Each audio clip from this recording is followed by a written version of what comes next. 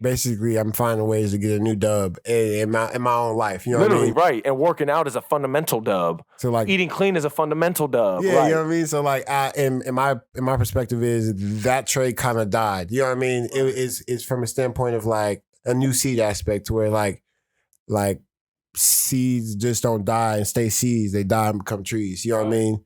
That trade died as a boy, so this trade could grow as a man. Yeah. You know what I mean? Yeah. Oh!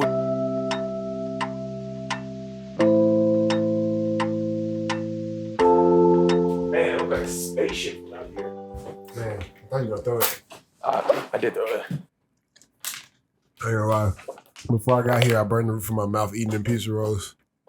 That's hilarious. Yeah, you can't really speed rush eating a pizza roll fresh out the oven or microwave. Microwave, right?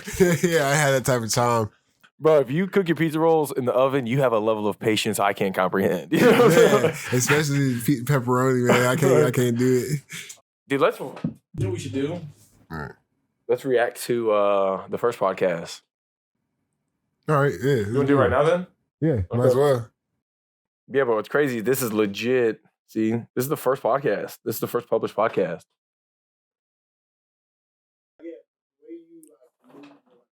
Tell me to pause it at any point, but this is the first time you stepped into the gym. So immediately, just what are you thinking when you see that? Horrible stance.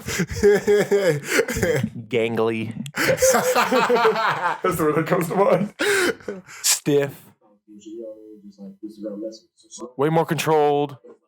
Way more understanding. Look at the stance alone. And think about it. Think of you now compared to even that. And I feel adequate because now I back then I couldn't even like reference nothing. So like if I do a bad punch, I'm now able to like be like, oh, that was horrible. It's not that I don't know it, but like I can actually feel it. You have a mechanism of autocorrection because you've sustained enough repetitions down to where the muscle memory has literally been ingrained in your brain to where when you mess up, you've seen the answer enough times where you can resort to that answer and correct it yourself. Yeah, kind of walk me through from Tre's transformation to now, the growth through the trial and error, if you will. Oh, that was when I was going through a big financial problem. I was basically always behind on a bill, like, you know what I mean? Or something like that, where I would like, it got harder because I got fired from a job. I was off for a month and my complacency caught with me for that month. Like I had enough for like 2 months. And then basically spend a month and then I don't have a month left and then now I'm playing catch up on my bills. Right. So that me already being in a negative mindset or I'm stuck or like this is all I'm doing, I'm cool with it. You know what I mean? The complacent content mindset. Yeah. Right. And so that's what bit me in the ass too. Mm. So that definitely wasn't a good mixture. Of course not. So like, and when I came to you, it wasn't under the pretenses of working out. It's like I needed discipline somewhere. Like that's what I lacked because as soon as I left my mom's, I went to college, and that washed all the things she taught me out the window. Because you were a free man. Yeah, I was like, I got the option. I can not wash these dishes. You know what I mean? I can leave my bed like this. Say what? I might as well. You know what I mean? It's mine. Right, literally, bro. And then it transferred to when I left college to where it's like, all right, this is a real world. It's like, so I thought to myself, as long as I have my bills paid, I'm good. You know what I mean? At the end of the day, I'm good. What can somebody say? Oh, you're on the game for hours. My bill's paid. Right. You know what I mean? But at the same time, it was a hindrance because I slowly realized that I'm destroying my future, not building something now. Like I could still like I'm giving up what I want for what I enjoy right now. And that's where it clicked for me in my head. You're sacrificing tomorrow for today. Yeah.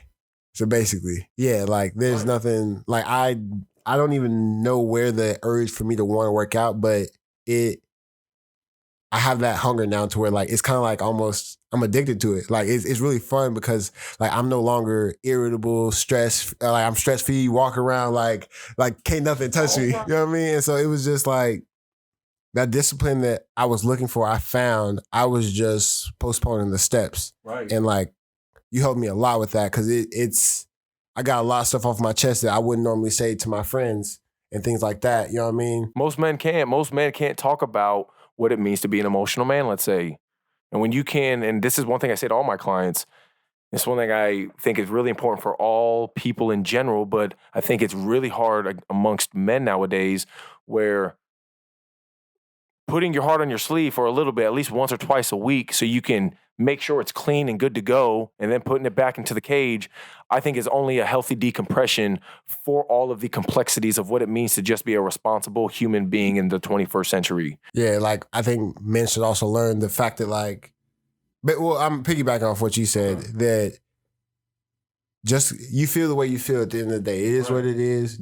As long as you don't act on it in a malicious way, you're good, bro. Cry if you need to. You know what I mean? Do what you got to do.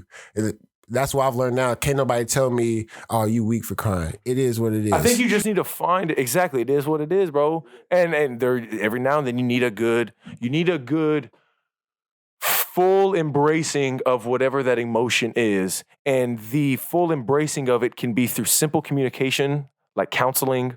It can be through simple communication with a loved one, with a friend. It can be through simple communication with yourself where you're honest enough to live in that emotion and maybe let out a cry. Yeah, like being honest with myself now allows me, I can't sit here and if there's a problem, I literally have to say something. I have to, if I feel some type of way, like I know it's not, I know you think it's none of my business, but I'm messing with you. Man. So it is, you know what I mean? Like it's that you care so much. It's like when you understand we're on the same team, you don't want there to be any dissonance. It's like we're on the same team. Why are we arguing? Like why is there a problem? Why is there dissonance? So the minute you start catching that vibe, it's like, wait a minute. Let's absolve this dissonance before we do anything. And with that, I used to get defensive. Right. But now it's more so like, since I was able to care about something and lose that, I understand pain now to where I can see if you're hurt rather than are you really mad at me? Right. It's more about the person that's hurting rather than yourself, the person that is perceiving the hurt.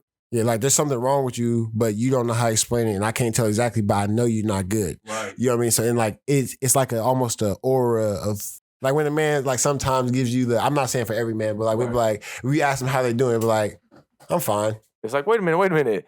First of all, as a man, you ain't supposed to just say, you're supposed to, even if you're not fine, you're supposed to say, I'm good. But because you said I'm fine, that shows that something clearly must be wrong. Yeah, so let me ask you, know what I mean? Are you good, bro?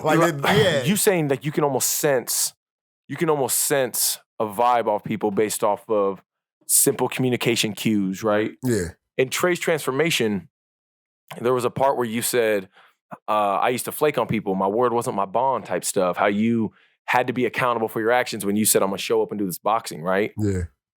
Is it safe to say that because that level of discipline was adhered to, that newfound discipline, that you almost thought that was enough?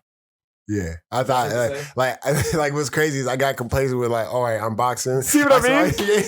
Yeah, so I'm good. I don't need to do nothing else. You know what I mean? It was just always like, all right, I found something and then I put a cap on it. Right. And I was like, well, if I keep the cap off, maybe it just keep going. So I stop flaking on people. Stop flaking on people. You know what I mean?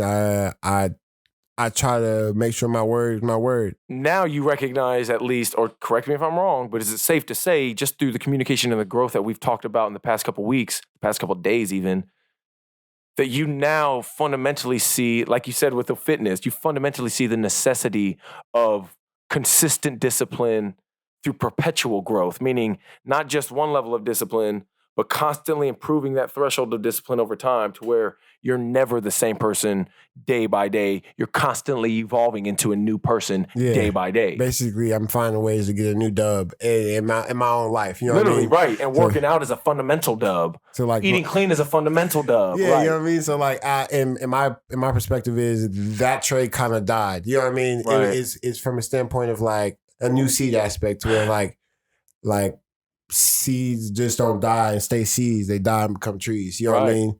That trade died as a boy, so this trade could grow as a man. Yeah. Yeah. Oh! No, I wish you would flex, but you have a Thrasher shirt on under there, and you can't even do a kick flip. Hey, look, man, it just looks good, all right?